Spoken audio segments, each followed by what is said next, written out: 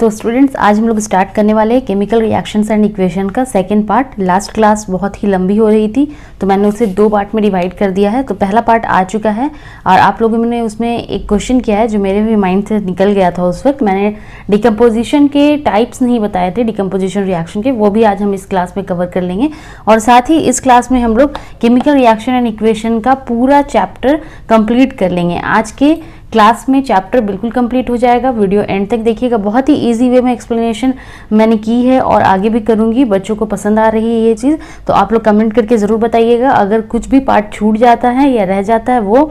और एक चीज़ है बैलेंसिंग, हम लोग एक और स्पेशल क्लास करेंगे जिसमें हम लोग बैलेंसिंग को बिल्कुल अच्छे से समझने की कोशिश करेंगे। बिल्कुल सारा मतलब 10-15 एग्जाम्पल्स लेके कुछ इस तरह से प्रैक्टिस करवा दूंगी आप लोगों का कि आप लोगों से सारे बैलेंसिंग के क्वेश्चंस हो जाएंगे। तो एक क्लास तो बैलेंसिंग पे अलग से होगी। आज की क्लास में हम लोग कंप्लीट करने वाले हैं केमिकल रिएक्शन एंड इक्वेशंस। और लास्ट क्लास में टाइप्स ऑफ डिकम्पोजिशन रिएक्शन रह गया था, उसकी कमेंट आ रही थी, रिक्वेस्ट आ रही थी, तो पहले हम लोग वो कंप्लीट करते। तो चलिए स्टार्ट करते हैं आज का क्लास। देखिए डिकम्पोजिशन रिएक्शन जो है वो 3 तरह की होती है, thermal, electrical and photochemical. Thermal मतलब क्या? हीट। ऐसे डिकम्पोजिशन रिएक्शन, ऐसे रिएक्शंस जिसमें एक रिएक्टेंट ब्रेक डाउन होता है 2 या 2 से ज़्यादा प्रोडक्ट्स में, वो रिएक्शन कंप्लीट करने के लिए अगर हम हीट का इस्तेमाल कर रहे हैं, ऐसे डिकम्पोजिशन रिएक्शन जिसमें हीट इन्वॉल्व हो रहा है, हीट की वजह से वो डिकम्पोज हो रहा है, डिकम्पोजिशन रिएक्शन वो बन ही रहा है हीट की वजह से। अगर हीट की सप्लाई बंद कर दी जाए तो वो डिकम्पोजिशन नहीं हो पाएगा। ऐसे रिएक्शंस को हम कहेंगे थर्मल डिकम्पोजिशन रिएक्शन जिसमें हीट ज़रूरी होती है। तो ऐसे रिएक्शन का एग्जाम्पल क्या है? कैल्शियम कार्बोनेट में अगर आप हीट दोगे तब ये कैल्शियम ऑक्साइड और कार्बन डाइऑक्साइड में ब्रेक डाउन करता है। तो ये होप ये क्लियर हो गया होगा। एक बार फिर से रिपीट कर देती हूँ। थर्मल, देखिए नाम में ही, मैंने लास्ट क्लास में भी बताया था आप लोगों के कि नेम से ही बहुत सारी चीज़ें एक्सप्लेन हो जाती है। इंग्लिश का वर्ड है थर्मल। थर्मल मतलब हीट और डिकम्पोजिशन रिएक्शन आपको पता है कि एक रिएक्टेंट जब 2 या 2 से ज़्यादा प्रोडक्ट में टूट जाए तो डिकम्पोजिशन रिएक्शन होता है। तो थर्मल डिकम्पोजिशन रिएक्शन क्या है? जब कोई ऐसा रिएक्टेंट जिसे हीट प्रोवाइड करने पे वो ब्रेक डाउन हो जाएगा वो कहलाएगा thermal decomposition reaction. Similarly electrical decomposition reaction क्या होगा? ऐसे डिकम्पोजिशन रिएक्शंस जहाँ पे इलेक्ट्रिकल मतलब करंट की ज़रूरत हो, हमें करंट प्रोवाइड करने पे वो हो। तो इसका एग्जाम्पल क्या होगा? इसका एग्जाम्पल है जब आप वाटर पे करंट सप्लाई करते हो तो वो H2 और O2 हाइड्रोजन एंड ऑक्सीजन में ब्रेक डाउन हो जाता है। The process is also known as electrolysis. Electrolysis पढ़ा है आपने स्टैंडर्ड 8 में। इलेक्ट्रोलाइसिस थर्मल डिकम्पोजिशन रिएक्शन का अनदर नेम है थर्मोलाइसिस। तो एग्जाम में कंफ्यूज नहीं होता है कि मैम ने थर्मल डिकम्पोजिशन रिएक्शन बताया लेकिन थर्मोलाइसिस नहीं बताया है। तो thermolysis and thermal decomposition reaction are the same terms used for same reaction. Okay, same है, बिल्कुल सेम डिफिनेशन है, बस थर्मोलाइसिस है and thermal decomposition reaction. Similarly electrical decomposition reaction जिसमें इलेक्ट्रिक करंट प्रोवाइड करने पे जब वो ब्रेक डाउन हो जाएगा एक सिंगल प्रोडक्ट एक सिंगल रिएक्टेंट डिफरेंट प्रोडक्ट्स में, तब उसे हम कहेंगे इलेक्ट्रोलाइसिस या फिर electrical decomposition reaction. Now photochemical decomposition reaction. Photons किस में होते हैं? लाइट्स में होते हैं, सनलाइट। ओके, तो ऐसे कुछ रिएक्शंस भी होते हैं जो सनलाइट की वजह से होते हैं। सनलाइट पड़ने पे किसी एक रिएक्टेंट का ब्रेक डाउन हो जाना डिफरेंट प्रोडक्ट्स में सिंगल रिएक्टेंट का, that is known as photochemical decomposition reaction और it is also known as photolysis. Commonly it is known as photolysis. इसका एग्जाम्पल क्या है? आपने देखा होगा सिल्वर क्लोराइड को जब थोड़ी देर सनलाइट में रख दिया जाए तो ये सिल्वर और क्लोराइड में ब्रेक डाउन हो जाता है। So this is the example of photolysis reaction. So decomposition reaction की 3 टाइप्स है, थर्मल, इलेक्ट्रिकल एंड फोटोकेमिकल। और थर्मल मतलब हीट, इलेक्ट्रिकल मतलब करंट, फोटोकेमिकल मतलब सनलाइट। तो जब हीट की वजह से डिकम्पोजिशन रिएक्शन हो रही है तो थर्मोलाइसिस, जब करंट की वजह से डिकम्पोजिशन रिएक्शन हो रही है तो इलेक्ट्रोलाइसिस, और जब सनलाइट की वजह से, फोटोन्स की वजह से डिकम्पोजिशन रिएक्शन हो रहा है तब वो कहलाएगा फोटोलाइसिस। आई होप आप लोगों को ये बिल्कुल अच्छे से क्लियर हो गया होगा। तीनों के एक एक एग्जाम्पल्स है, डिफिनेशंस अपने वर्ड्स में लिखिए और एग्जाम्पल जरूर लिखिए जब भी डिफिनेशन आपको लिखना हो। ओके, सो मूव ऑन करते हैं अब हम लोग टाइप्स ऑफ रिएक्शंस जिसमें एनर्जी फ्लो होता है। एनर्जी की वजह से जो रिएक्शंस हो रहे हैं, ऐसे रिएक्शंस जिसमें एनर्जी आ रहे हैं, पार्टिसिपेट हो रहे हैं, या तो वो एनर्जी रिलीज कर रहे हैं या फिर वो एनर्जी एब्जॉर्ब करने के बाद रिएक्शंस हो रहे हैं, तो इस कैटेगरी में एनर्जी फ्लो के अकॉर्डिंग 2 कैटेगरीज में रिएक्शंस को डिवाइड किया गया है। तो देखते हैं वो कौन कौन से हैं। तो एनर्जी फ्लो में 2 केसेस हो सकते हैं, या तो एनर्जी रिलीज होगी ड्यूरिंग द रिएक्शन, या फिर एनर्जी जो है हमारी वो एब्जॉर्ब होगी। अब रिएक्शन होने के लिए या तो कुछ एनर्जी चाहिए ना, तो कभी किसी ऐसा नहीं है कि आपने 2 एटम्स को एक साथ मिलाया और रिएक्शन हो गया, ज़रूरी नहीं हर बार ऐसा होगा, अनटिल और अनलेस वो बहुत ज़्यादा रिएक्टिव है, उनके एटम्स और मॉलिक्यूल जो है वो रैंडम कोलाइजन हो जाए उनके अपने से खुद से, तो एनर्जी एब्जॉर्ब भी हो सकता है और एनर्जी रिलीज भी हो सकती है। तो एनर्जी फ्लो के अकॉर्डिंग 2 तरह के 2 कैटेगरी में डिवाइड किया गया रिएक्शंस को। एनर्जी रिलीज मींस ऐसे रिएक्शंस, ऐसे केमिकल रिएक्शंस जिनके होने पे एनर्जी रिलीज होती है, उन्हें हम कहेंगे एक्सोथर्मिक रिएक्शन। ओके, एक्सो एग्जिट वर्ड से आया है, बाहर होना, थर्मिक एनर्जी का एक पार्ट है, thermal heat is energy, is a form of energy. So exothermic reaction, reactions where energy released, okay, and energy absorbed कैसे होंगे?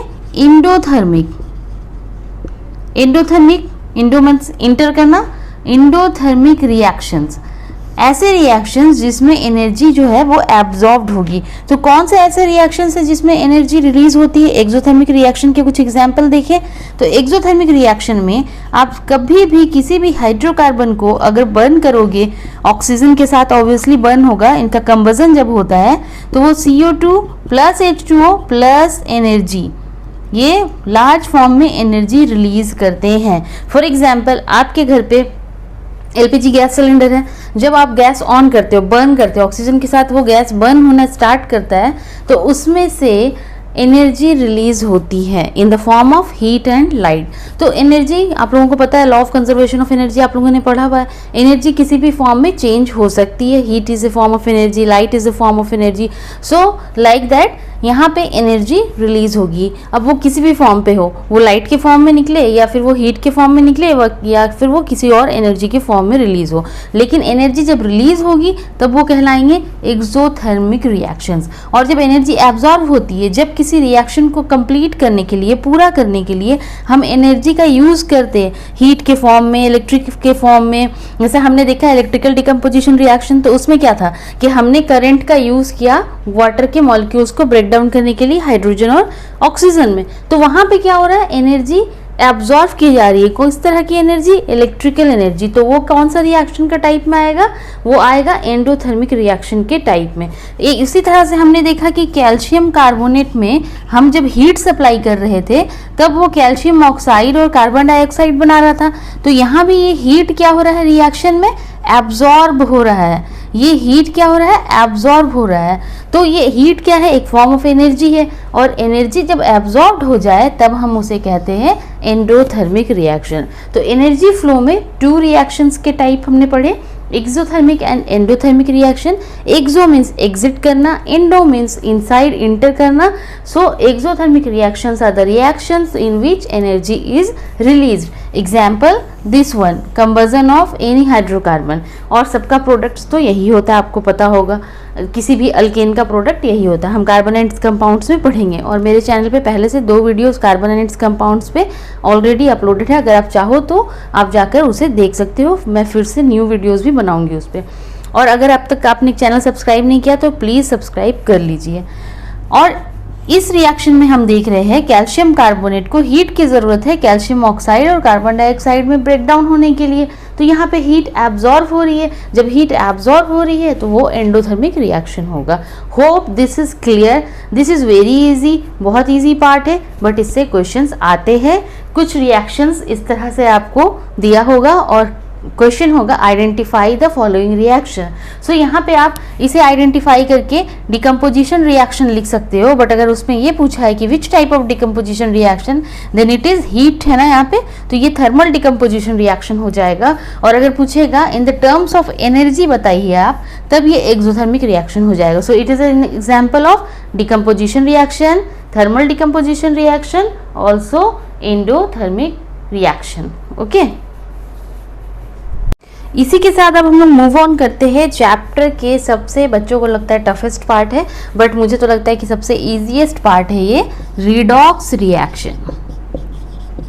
ओके, रिडॉक्स रिएक्शन में आते हैं। ये जो रिडॉक्स टर्म है ना बच्चों, ये 2 टर्म से मिलके बना है, RED, रिड ये जो आपको दिख रहा है, और ये जो ऑक्स दिख रहा है, these stand for reduction and OX stand for oxidation.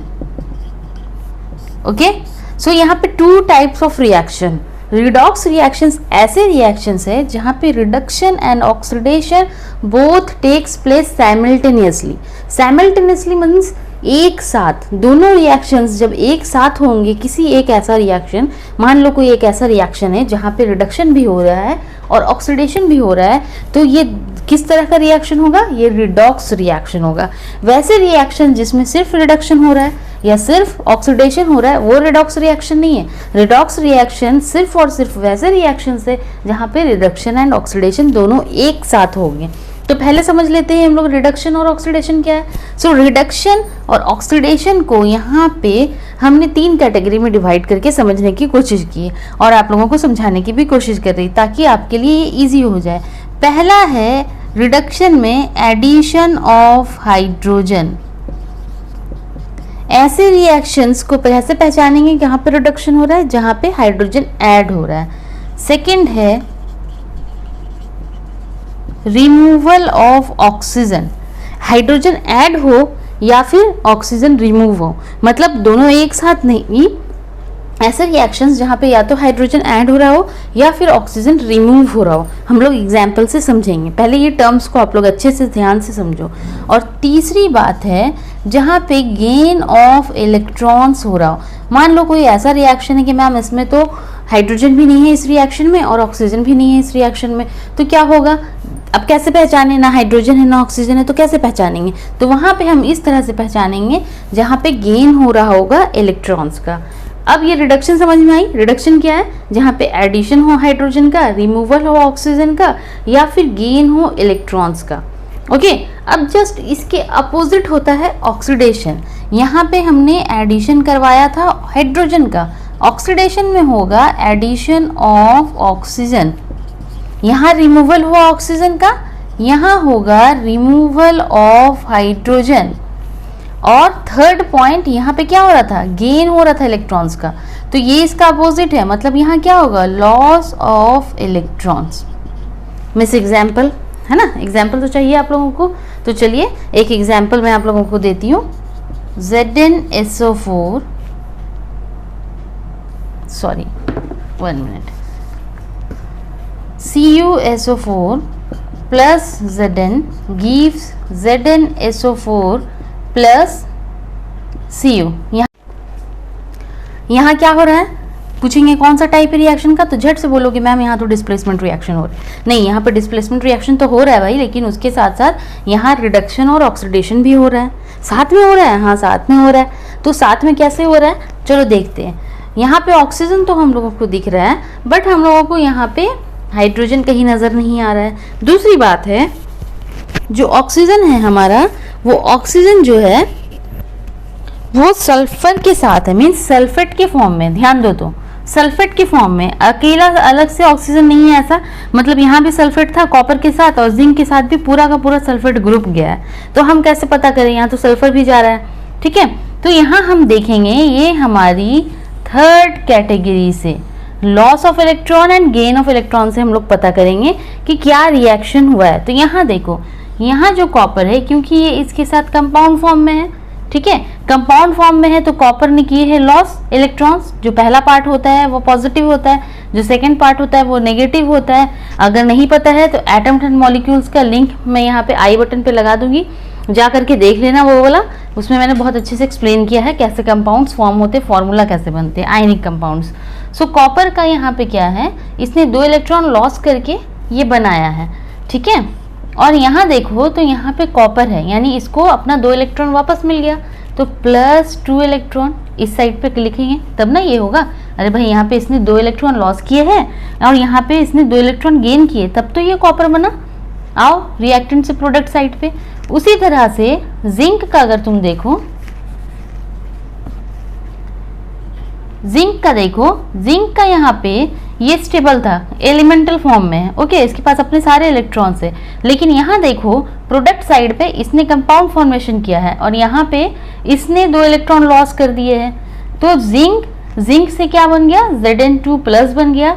मतलब क्या हुआ कि इसने क्या किया है इलेक्ट्रॉन्स को, इसने क्या किया इलेक्ट्रॉन्स को, बताओ, इसने अपने इलेक्ट्रॉन्स को लॉस किए हैं। Zn2 प्लस बना और 2 इलेक्ट्रॉन इसके साथ साथ निकला, यही 2 इलेक्ट्रॉन इधर गेन किया है कॉपर ने, और कॉपर मेटल बन गया अपना, कॉपर अलग हो गया सल्फेट से। समझ में आ रही है बात, फिर से समझा रही हूँ। कॉपर यहाँ पे कंपाउंड फॉर्म में 2 इलेक्ट्रॉन इसने लॉस किए थे, लेकिन अगर हम यहाँ देखते हैं प्रोडक्ट साइड में तो कॉपर अकेला है, मतलब उसने इलेक्ट्रॉन्स गेन कर लिए। तो कितने गेन किए, जितने लॉस किए थे उतने गेन किए। उसी तरह से जिंक यहाँ पे आराम से एलिमेंटल फॉर्म में था, बट यहाँ इसने कंपाउंड बनाया प्रोडक्ट साइड में, और कितने इलेक्ट्रॉन लॉस करके बनाया, 2 इलेक्ट्रॉन लॉस करके बनाया। क्लियर। अब बताओ रिडक्शन कहाँ हुआ है और ऑक्सीडेशन कहाँ हुआ है। रिडक्शन कब होता है, जब होता है गेन ऑफ इलेक्ट्रॉन। तो रिडक्शन कहाँ हुआ, यहाँ हुआ रिडक्शन, क्योंकि कॉपर ने क्या किया, इलेक्ट्रॉन गेन किया है। यहाँ क्या हुआ, यहाँ हुआ ऑक्सीडेशन। क्यों ऑक्सीडेशन हुआ, क्योंकि जिंक ने क्या किया है, इलेक्ट्रॉन्स लॉस किया है।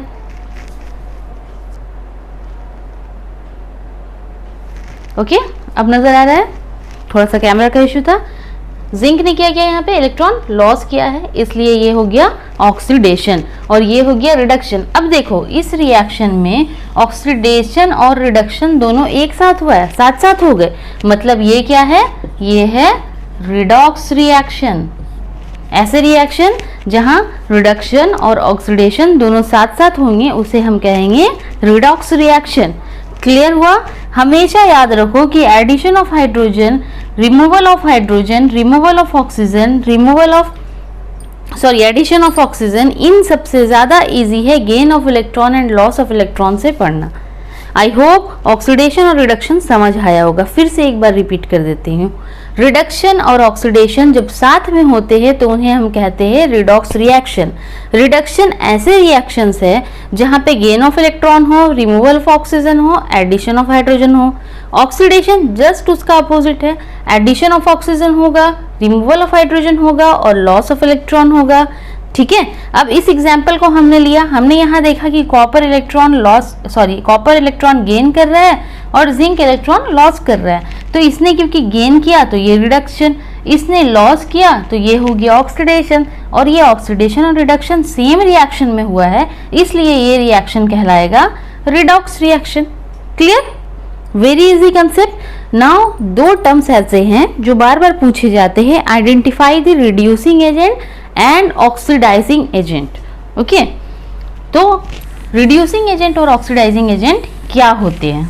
तो यहाँ देखो, ये जो जिंक है, ये जिंक क्या हो रहा है, ऑक्सीडाइज्ड हो रहा है। ऑक्सीडाइज्ड हो रहा है ना भाई, लॉस ऑफ इलेक्ट्रॉन कर रहा है मतलब ऑक्सीडाइज्ड हो रहा है। दानी आदमी है, लॉस कर रहा है, दे रहा है किसी को इलेक्ट्रॉन्स, तो इसने इलेक्ट्रॉन्स लॉस किए जिंक ने। तो जो ऑक्सीडाइज्ड होगा वो होगा रिड्यूसिंग एजेंट।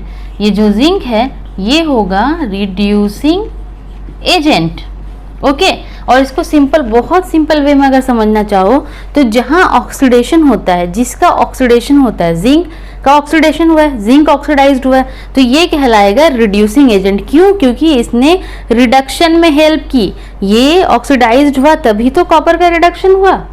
क्लियर, ये ऑक्सीडाइज्ड होके इसे रिड्यूस कर रहा है, इसे रिडक्शन में हेल्प कर रहा है। So it is reducing agent. Agent किसे कहते हैं, जो कोई काम करता है। तो ये कैसा काम कर रहा है, ये रिडक्शन का काम कर रहा है। ओके, खुद तो ऑक्सीडाइज्ड हो रहा है बट काम क्या कर रहा है, रिडक्शन का कर रहा है। तो इसलिए जिंक क्या हो गया, रिड्यूसिंग एजेंट हो गया। अब बताओ ऑक्सीडाइजिंग एजेंट कौन होगा।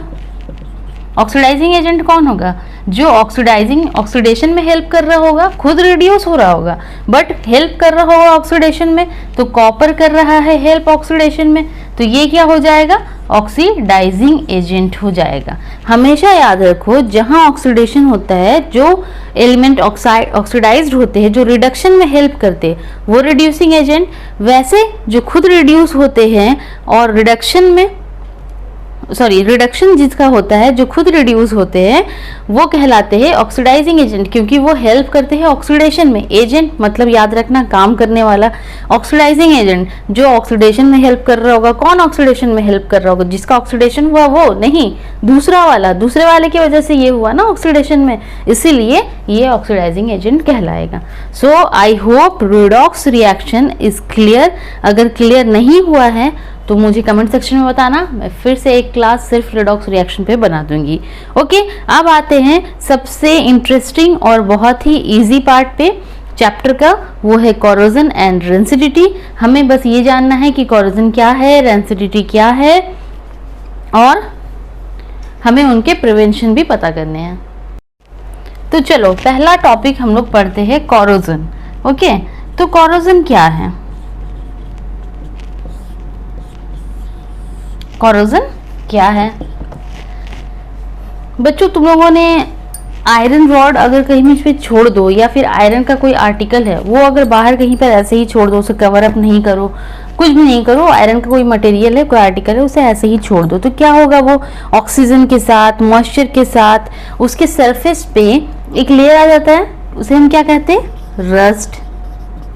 रस्ट कहते हैं ना, जंग कहते हैं, जंग लग गया है, ठीक है, रस्ट, रस्टिंग होना बोलते हैं, रस्टिंग हो रही है इसकी। क्लियर? तो ये जो है ना, ये सिर्फ आयरन के साथ नहीं होता है, जितने भी मेटल्स है सबके साथ ये होता है कि जब भी उसे हम एक्सपोज कर देंगे बाहर, कहीं भी हवा में वो रह जाए, ऑक्सीजन के साथ कांटेक्ट में आए, या फिर मॉइस्चर के साथ कांटेक्ट में आए, वाटर मॉलिक्यूल्स के साथ कांटेक्ट में आए, तो वो क्या होता है ना, मेटल के सरफेस पे, मेटल के यहाँ अपर सरफेस पे जो अपर लेयर है मेटल का, वो होता है कोरोड हो जाता है। ठीक है, ये जो रस्ट बोल रहे हैं ना, ये स्पेशली आयरन के लिए है, और corrode stand for every metal. Okay, rust क्या है?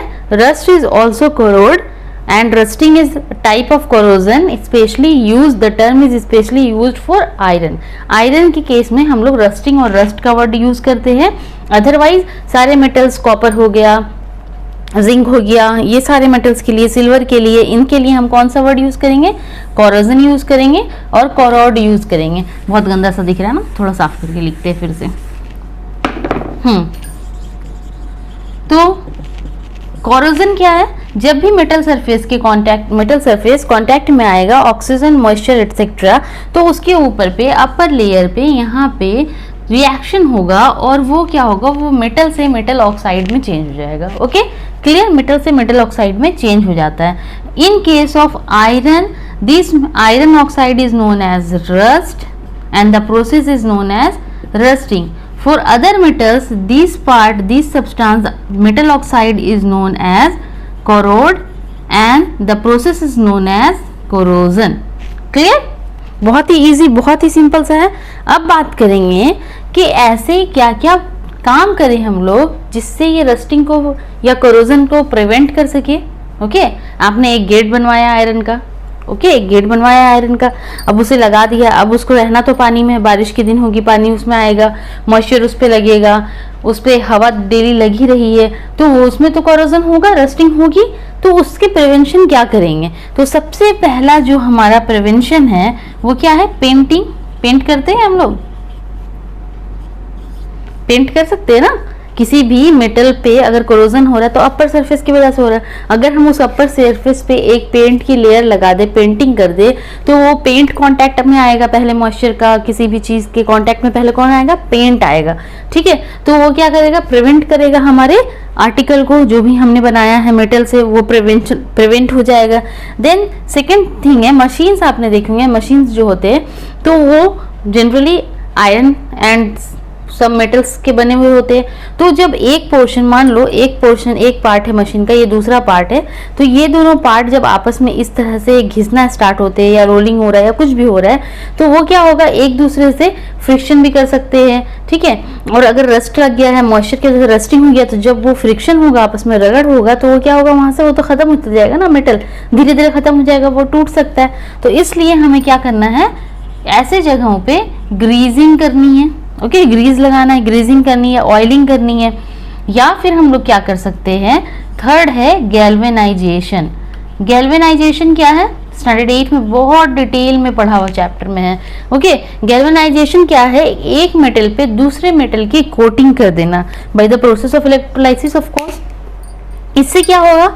इससे ये होगा, मान लो ये एक मेटल है, इसके सरफेस पे आयरन है, आयरन बहुत ही ज़्यादा एक्टिव मेटल है, वो जल्दी से रिएक्ट कर सकता है। तो इसके ऊपर हम किसी ऐसे मेटल का लेयर लगाएंगे जो मेटल बहुत ही स्लो रिएक्ट करता। तो मैम स्लो तो सिल्वर एंड गोल्ड करता है, बट वो तो कॉस्टली है ना, वो तो नहीं लगा सकते ना हम लोग, उसकी पॉलिश तो नहीं लगा सकते। तो हम लोग किसकी करेंगे? हम लोग गैल्वेनाइजेशन करेंगे जिंक वगैरह की।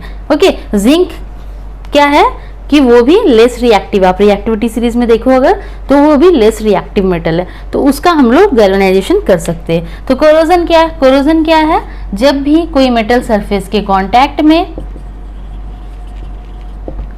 मॉइस्चर, एयर, ऑक्सीजन कुछ भी आएगा तो वो मेटल ऑक्साइड बनाएगा और उसका अपर लेयर जो है वो खत्म होने लगता है धीरे धीरे। इससे प्रिवेंशन कैसे करेंगे? पेंटिंग करके, ग्रीजिंग या ऑयलिंग करके, गैल्वेनाइजेशन करके। आयरन के केस में इसी कोरोजन को हम कहते हैं रस्टिंग, और वो जो मेटल ऑक्साइड, आयरन ऑक्साइड बनेगा उसे कहते हैं रस्ट। ओके, होप कोरोजन भी क्लियर हो गया होगा। बहुत ही इजी टॉपिक्स है ये सारे, आपको बस एक एक बार रिवीजन कर लेना है। मेरी वीडियोस देख लो, दोनों वीडियोस अगर आप देख लोगे, first part and second part, आपका फर्स्ट चैप्टर बिल्कुल कंप्लीट। और एक क्लास में लाऊंगी बैलेंसिंग पे, जिनको चाहिए वो कमेंट करेंगे। अगर 10 से ज़्यादा कमेंट हुए तो मैं बैलेंसिंग पे वीडियो ज़रूर बनाऊंगी। अब आते हैं नेक्स्ट पार्ट, रैंसिडिटी, और ये लास्ट पार्ट है इस चैप्टर का। अगर आपने हमारी दोनों वीडियोस देख ली है, पार्ट 1 देख लिया और ये वीडियो भी एंड तक देख रहे हो, तो ये वीडियो खत्म होते होते आपके सारे टॉपिक्स चैप्टर 1 के बिल्कुल अच्छे से क्लियर हो जाएंगे। ओके, तो रैंसिडिटी क्या है? देखिए, हमारा जो फूड्स होता है, ठीक है, फूड्स में ऑयल्स होते हैं, वो अब ऑयल डाल के बनाते हैं मैम, तो ऑयल तो होगा, तो ऐसा नहीं है जिस फूड्स में हम लोग ऑयल नहीं भी डाले उसमें भी खुद का फैट्स होता है, खुद के कार्बोहाइड्रेट्स एंड एटसेट्रा, बहुत सारे न्यूट्रिशंस होते हैं। तो रैंसिडिटी क्या है? रैंसिडिटी क्या होता है ना, जब फूड का टेस्ट या फिर ऑर्डर मीन्स स्मेल, ओके, उसका टेस्ट या स्मेल चेंज हो जाए, जिसमें ऐसे फूड जिसमें ऑयल्स हो, प्रोटीन्स हो, ठीक है, वो क्या होता है ना, जब उसे आप बाहर ऐसे ही रख दो, बाहर ऐसे ही रख दो मतलब एक्सपोज टू एयर, अगर खुली हवा में ऐसे ही आप छोड़ दो, दाल बनाई मम्मी ने, ओके, और रख दिया, और रात में जब खाना निकाल रहे हो तो दाल का स्मेल चेंज हो गया, दाल का टेस्ट चेंज हो गया, खट्टा हो गया, तो उसका मतलब क्या है? वो रैंसिड हो गया, and the process is known as rancidity. तो यही है रैंसिडिटी। यहाँ पे क्या होता है? ऑक्सीजन के कांटेक्ट में आने से ऑक्सीडेशन हो जाता है। मैम ऑक्सीजन के कांटेक्ट में आके रस्टिंग भी हो रहा है और रैंसिडिटी भी हो जा रहा है ना, कोरोजन भी हो रहा है, तो दोनों ही केस में बात सेम है। वहाँ पे मेटल सरफेस आते थे कांटेक्ट में, और यहाँ पे क्या है? यहाँ पे फूड आइटम्स आ रहे हैं। तो टेस्ट या फिर ऑर्डर चेंज हो जाए फूड्स का, then the process is known as rancidity. जिसमें प्रोसेस यूज होगा वो रैंसिडिटी कहलाता है, ये जो प्रोसेस होता है। और the food items are known as rancid. Rancid मतलब वो खराब हो गया, खट्टा हो गया। ओके, तो प्रिवेंशन कैसे करेंगे? आप लोग को वो अच्छे से पता है मैम, एयर टाइट कंटेनर में रख देंगे। स्नैक्स वगैरह जो होते हैं उनका जो क्रंच होता है वो ख़त्म हो जाता है ना, वो क्रंचीपन ख़त्म हो जाता है ना, तो उनका क्रंच सही रहे स्नैक्स का, तो उसके लिए क्या करेंगे? एयर टाइट कंटेनर में रख देंगे। या फिर हम लोग क्या करेंगे? उसमें एंटीऑक्सीडेंट्स ऐड्स कर देंगे। एंटीऑक्सीडेंट क्या काम करेंगे? ऑक्सीडेशन होने नहीं देंगे। और जो थर्ड है हमारा वो है नाइट्रोजन गैस से पैकेट कर देंगे। बोलते हो ना तुम लोग, चिप्स के पैकेट में जो चिप्स से ज़्यादा गैस रहता है, तो वो गैस ज़रूरी है। अगर वो गैस नहीं रहेगा तो वो फ्रेश नहीं रहेगा, वो क्रंचनेस नहीं रहेगा, स्नैक का वो टेस्ट नहीं रहेगा। ओके, तो गैस का पैकेजिंग होता है, नाइट्रोजन गैस की पैकेजिंग होती है इसमें, ठीक है। और ये है तुम्हारा रैंसिडिटी। रैंसिडिटी मतलब जब टेस्ट चेंज हो जाए, ऑर्डर चेंज हो जाए किसी भी फूड का, तब वो रैंसिडिटी होता है। एंटीऑक्सीडेंट हम लोग मिला के रख सकते हैं, एयर टाइट कंटेनर में रख सकते हैं, नाइट्रोजन गैस की पैकेजिंग कर सकते हैं। इन सब से क्या होगा? हमारा फूड आइटम्स प्रिजर्व हो जाएगा। ये प्रिवेंशन मेथड्स है रैंसिडिटी के। ओके, होप इस क्लास में आप लोगों को सारी चीज़ें क्लियर हो गई होंगी। अगर कोई भी टॉपिक क्लियर नहीं है तो कमेंट सेक्शन में ज़रूर लिख करके पूछा करें। और नेक्स्ट हम जो लाएंगे वो होगा आपका नया चैप्टर एसिड एंड बेसिस पे। सेकंड चैप्टर है क्लास 10 का, और क्लास 9 के भी अगर आपको चाहिए तो क्लास 9 के भी मैं स्टार्ट करूंगी, बट फिलहाल क्लास 10 पे हम लोग फोकस करेंगे और बोर्ड में अच्छे रिजल्ट्स करेंगे। अब तक चैनल को सब्सक्राइब नहीं किया तो प्लीज़ जा करके सब्सक्राइब करो केमिस्ट्री और पॉलिश को। मिलते हैं नेक्स्ट वीडियो में।